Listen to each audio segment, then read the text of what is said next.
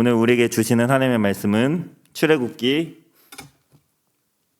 10장 12절부터 20절까지 말씀.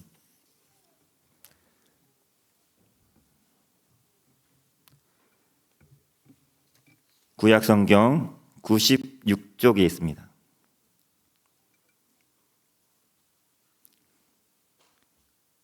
출애굽기 10장 12절부터 20절까지 말씀, 저 한 절 여러분 한 절 한 절씩 교독하겠습니다. 여호와께서 모세에게 이르시되 애굽 땅 위에 내 손을 내밀어 메뚜기를 애굽 땅에서 올라오게 하여 우박에 상하지 아니한 밭의 모든 채소를 먹게 하라. 모세가 애굽 땅 위에 그 지팡이를 들매 여호와께서 동풍을 일으켜 온 낮과 온 밤에 불게 하시니 아침이 되매 동풍이 메뚜기를 불어 들인지라. 메뚜기가 애굽 온 땅에 이르러 그 사방에 내림에 그 피해가 심하니 이런 메뚜기는 전에도 없었고 후에도 없을 것이라. 메뚜기가 온 땅을 덮어 땅이 어둡게 되었으며 메뚜기가 우박에 상하지 아니한 밭의 채소와 나무 열매를 다 먹었으므로 애굽 온 땅에서 나무나 밭의 채소나 푸는 것은 남지 아니하였더라. 바로가 모세와 아론을 급히 불러 이르되 내가 너희의 하나님 여호와와 너희에게 죄를 지었으니 바로건대 이번만 나의 죄를 용서하고 너희 하나님 여호와께 구하여 이 죽음만은 내게서 떠나게 하라.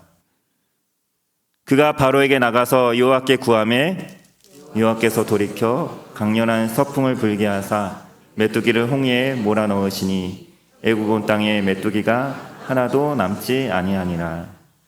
함께 읽겠습니다. 그러나 여호와께서 바로의 마음을 완악하게 하셨으므로 이스라엘 자손을 보내지 아니하였더라. 아멘. 오늘은 나를 살게 하시는 은혜라는 제목으로 말씀을 전하겠습니다.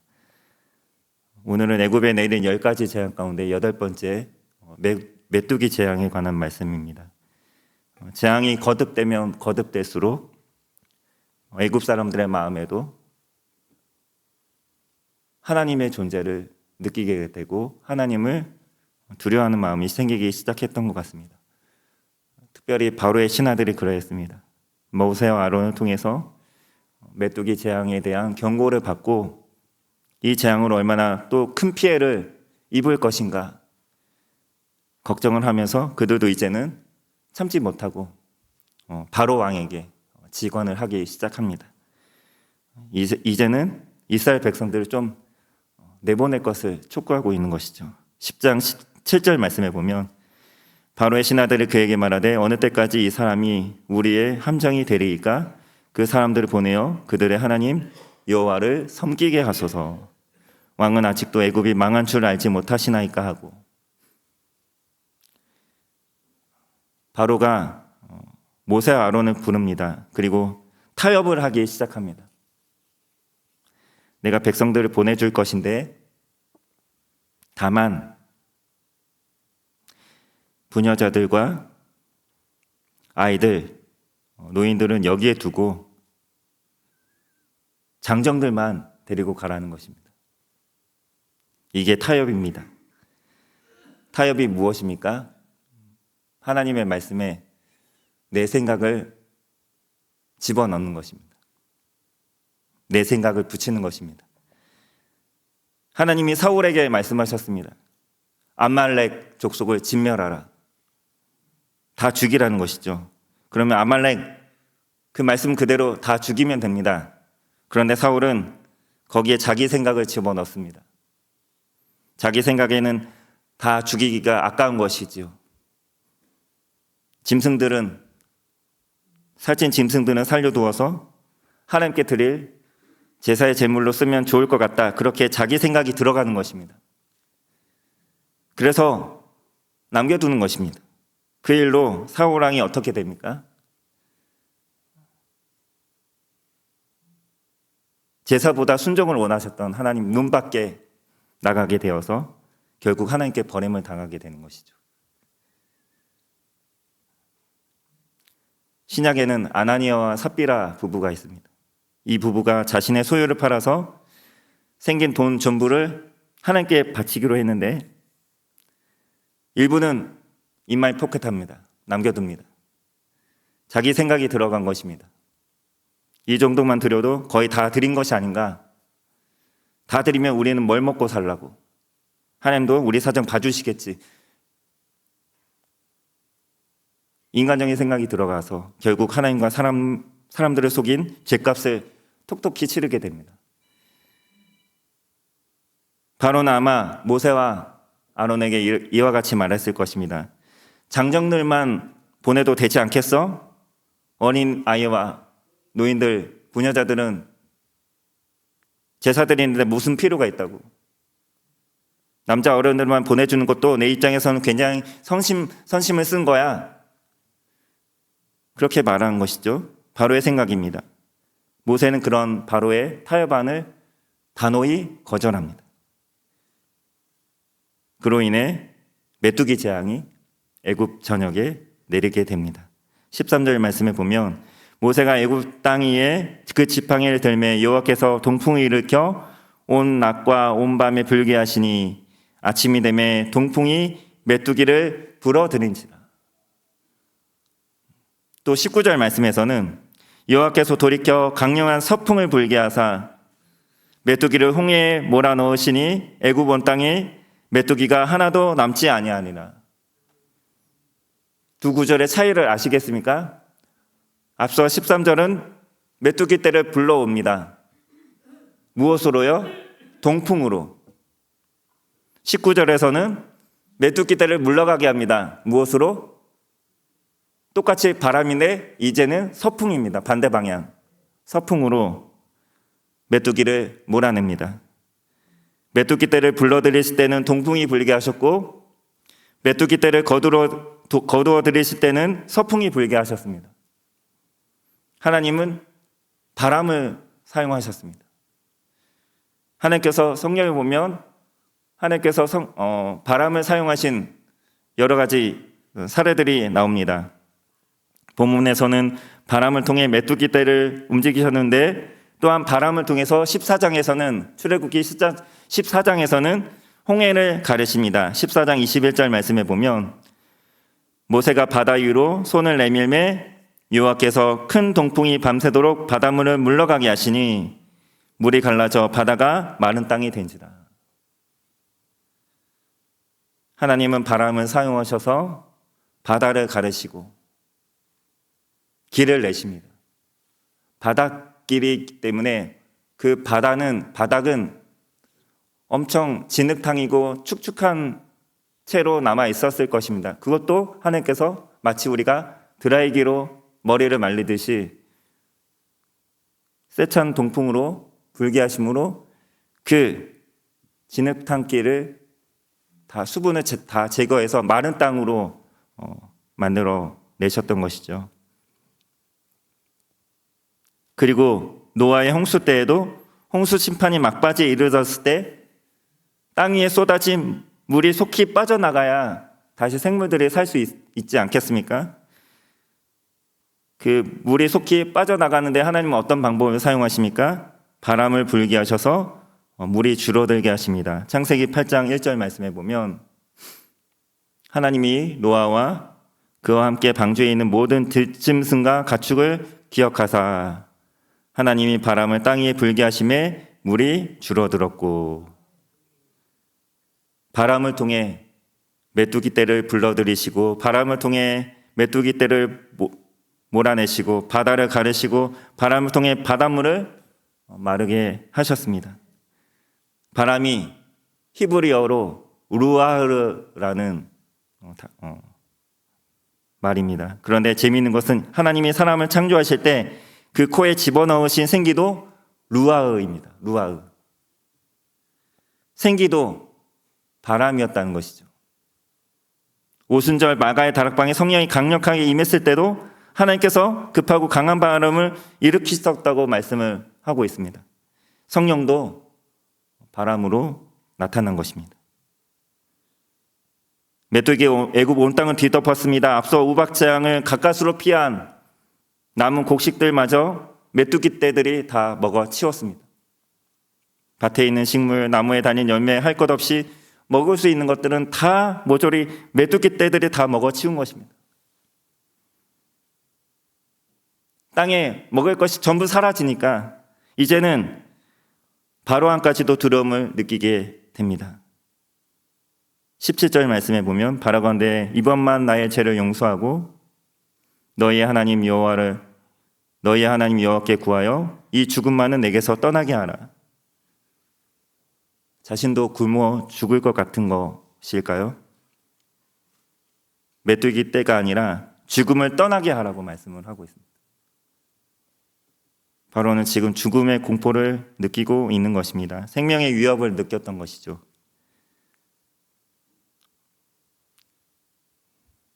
하나님은 그렇게 바로에게 생명의 위협을 느끼도록 그렇게 만드셨습니다. 하나님은 왜 그렇게 하셨을까요? 애굽 사람들이 전부 아사 위기에 직면할 때까지 그렇게 내모셨던 이유가 무엇일까요? 애굽을 망하게 하시기 위함이 아니었습니다.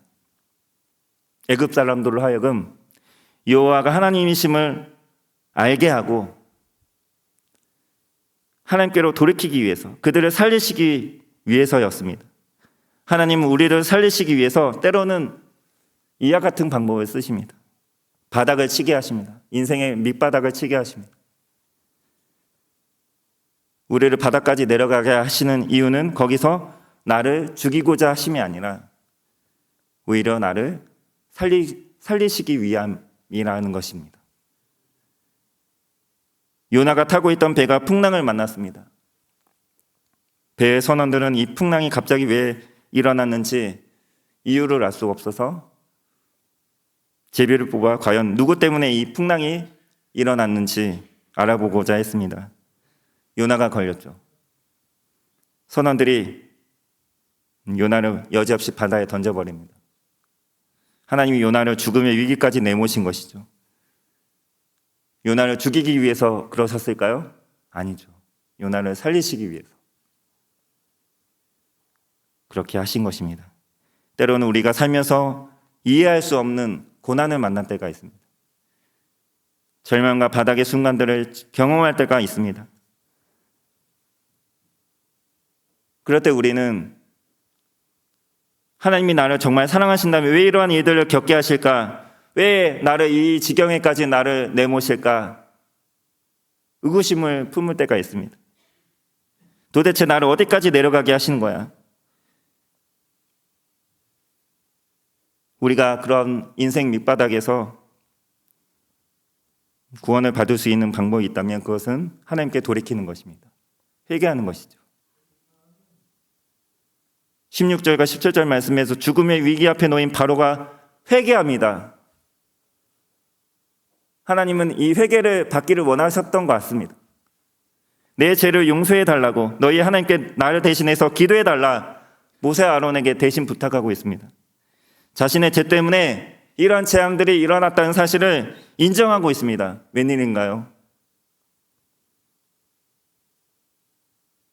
그런데 하나님은 그 바로의 회개를 받으시고 그 즉시 메뚜기 떼를 거두십니다. 18절과 19절 말씀에 그가 바로에게서 나가서 여호와께 구하매 여호와께서 돌이켜 강렬한 서풍을 불게 하사 메뚜기를 홍해에 몰아넣으시니 애굽 온 땅에 메뚜기가 하나도 남지 아니하니라.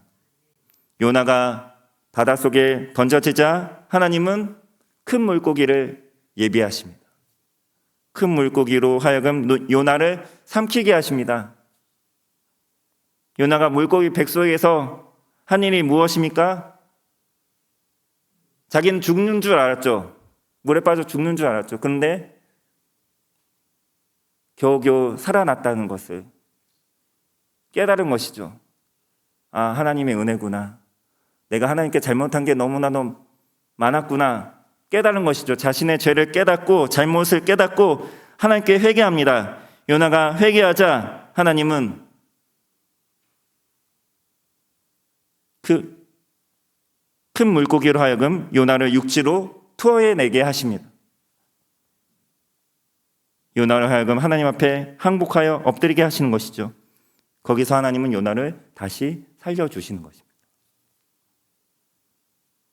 그리고 다시 사명을 주시고 사명을 감당하게 하시는 것입니다. 메뚜기가 사라진 다음에 바로가 달라졌습니까? 바로는 우리를 실망시키지 않습니다. 전혀 달라지지 않았습니다. 분명히 어제는 죄를 깊이 뉘우친다고 해놓고는 메뚜기 때가 사라지니까 언제 그랬는 듯이 다시 마음을 완악하게 먹어버립니다. 20절 말씀에 그러나 여호와께서 바로의 마음을 완악하게 하셨으므로 이스라엘 자손을 보내지 아니하였더라.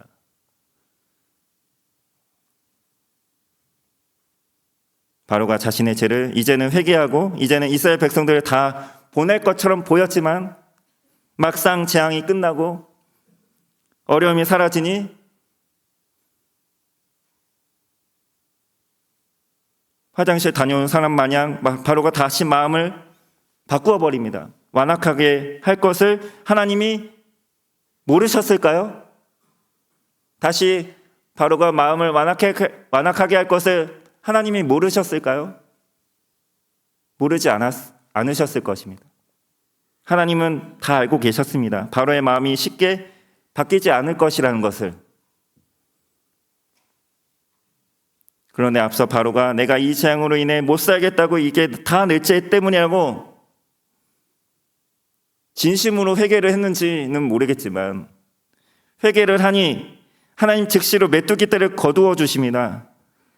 메뚜기 떼를 거두시면 바로는 다시 마음을 완악하게 할 것을 하나님은 아셨는데도 하나님은 바로의 회개에 즉시 응답하십니다. 사랑하는 성도 여러분, 이게 하나님의 은혜입니다. 이 은혜로 우리가 사는 것입니다. 예수님 베드로가 자신을 부인할 것을 이미 아셨습니다. 몇 번이고 경고를 하셨죠. 너가 나를 닭이 울기 전에 3번 나를 부인하리라 말씀하셨습니다. 그러나 베드로는 결코 그런 일이 없을 것이라고 호언장담을 하죠. 또한 누가복음 22장 31절과 32절 말씀에 보면 시몬아 시몬아 보라 사탄이 너희를 밀 까부르듯 하려고 요구하였으나 그러나 내가 너를 위하여 내 믿음이 떨어지지 않기를 기도하였노니 너는 돌이킨 후에 내 형제를 굳게 하라. 베드로는 결국 실패할 것을, 예수님을 모른다고 부인할 것을 주님은 아셨습니다. 그러나 베드로는 절대 그런 일이 없을 것이라고 호언장담을 했지만 실패하고 말죠. 실패합니다. 그런데 주님은 베드로가 다시 돌이킬 것까지 알고 계셨던 것이죠. 돌이킨 후에 주님은 베드로에게 내 양을 치라, 내 양을 먹이라 말씀하시면서 다시 그에게 사명을 회복시켜 주십니다. 앞서 베드로가 주님께 고백했던 주는 그리스도시요 살아계신 하나님의 아들입니다. 이 고백 위에 주님께서 주님의 교회를 세우시겠다고 말씀하신 그 말씀을 이루고자 다시금 그에게 사명을 부여 주십니다. 베드로는 실패를 거듭하지만 다시 돌이킬 때마다 하나님은 다시 그에게 사명을 주시고 회복하시는 은혜를 허락하십니다. 하나님은 내가 또 불순종할 것을, 내가 또 똑같은 죄를 또 지을 것을, 내가 또 무너질 것을 모르셔서 나를 용서하시고 나에게 사명을 주시는 것이 아닙니다. 우리가 오늘 예배 끝나고 일상으로 돌아가면 또 어떤 죄로 우리가 넘어질지 모릅니다. 그러나 주님은 아실 것입니다. 우리의 미래를. 그럴지라도 주님은 우리에게 말씀하십니다. 사랑하는 아들아, 사랑하는 딸아, 너가 넘어져도 다시 돌이킨다면 내가 내게 맡겨준 그 영혼들을 끝까지 돌보거라. 너의 가정과 너의 자녀들 끝까지 돌보거라. 하나님은 언제라도 내가 내 죄를 회개하고 내가 또 다시 마음이 완악해져서 또다시 죄를 범할지라도 지금 내가 내 죄로 인해 아파하고 가슴을 치고 회개하면 그렇게 돌이킨 후에 채 5분도 되지 않아 다시 똑같은 죄를 범할지라도 하나님은 지금 내가 예수 그리스도의 보혈을 의지하여 내 죄를 자복하고 회개할 때 즉시로 서풍을 불게 하셔서 바로에서 메뚜기 떼를 거두신 것처럼 몰아내신 것처럼 시편 고백대로 우리의 죄가를 동이 서에서 먼 것 같이 멀리 옮기시고 우리의 죄를 용서해 주십니다. 이 놀라운 이 은혜 때문에 우리가 지금껏 살아가고 있는 것입니다. 이 은혜가 아니면 바로가 회개했을 때 하나님께서 이렇게 말씀하셨다면 어땠을까요? 너 또 재앙 지나가면 너 또 다시 마음을 완악하게 먹을 거잖아. 그러면 너의 회개는 진정성이 없어. 안 받아줄 거야. 하나님이 이렇게 말씀하신다면 우리에게도 바로같이 그렇게 말씀하신다면 우리는 더 이상 살 소망이 없는 것이죠. 희망이 없는 것이죠. 너 또 나 모른다고 부인할 거잖아. 내가 널 어떻게 믿어? 하나님이 이렇게 말씀하신다면 우리는 어떻게 할까요?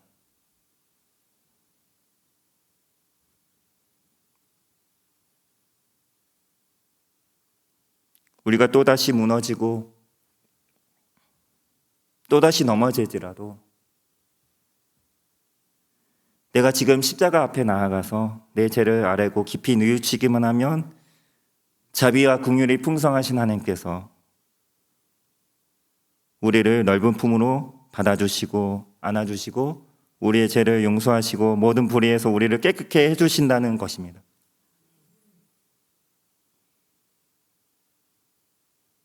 이 놀라운 은혜를 살아가면서 마음을 다해 찬양하시고 감사하시는 저와 여러분이 되었으면 좋겠습니다. 말씀을 맺겠습니다. 사랑하는 성도 여러분, 우리는 넘어질 수 있습니다. 사람이기 때문에, 죄인이기 때문에 실패할 수 있습니다. 실수할 수 있습니다.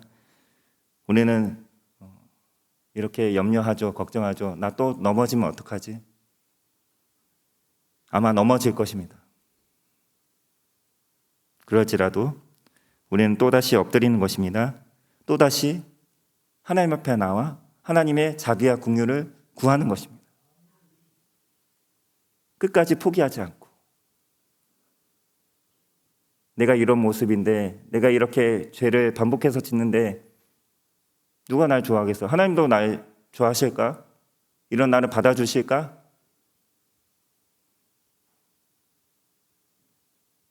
그렇게 생각해서는 안 됩니다. 하나님은 언제나 우리를 기다리고 계십니다. 탕자가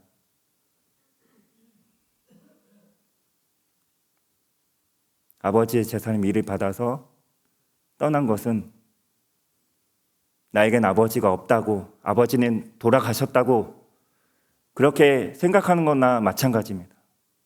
그런 보려 자식을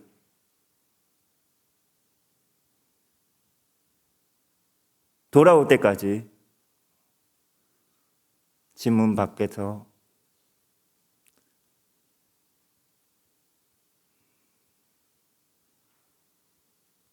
탕자의 비유에 나오는 아버지는 그 마을에서는 참 어른이고 유지로 나옵니다. 유지. 굉장히 존경받는 어른으로 나오죠. 그 당시 유대 사회에서 존경받는 남자 어른이 종이나 할 일을 기다리는 사람을 기다리는 것은 종이나 할 일입니다. 주인이 할 일이 아닙니다. 그 당시 유대사에서 존경받는 주인 남자 어른이 문 밖에 나가 하염없이 사람을 기다리는 것, 다른 사람들이 볼 때에는 정말로 손가락질을 받을 일입니다. 그 아버지를 보면서 그 아들을, 그 탕자를 아는 마을 주민들은 얼마나 혀를 끌끌 차면서 그 아들을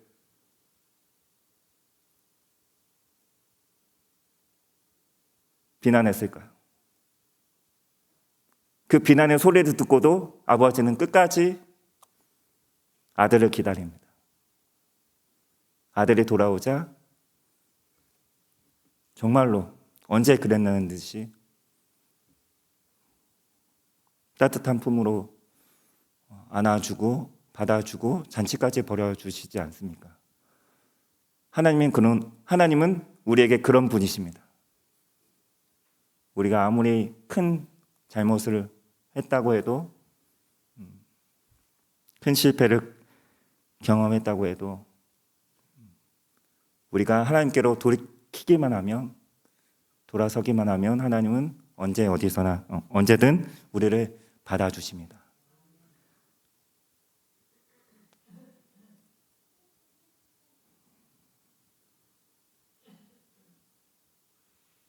우리의 전공은 실수와 실패이지만 하나님의 전공은 용서와 사랑과 긍휼입니다.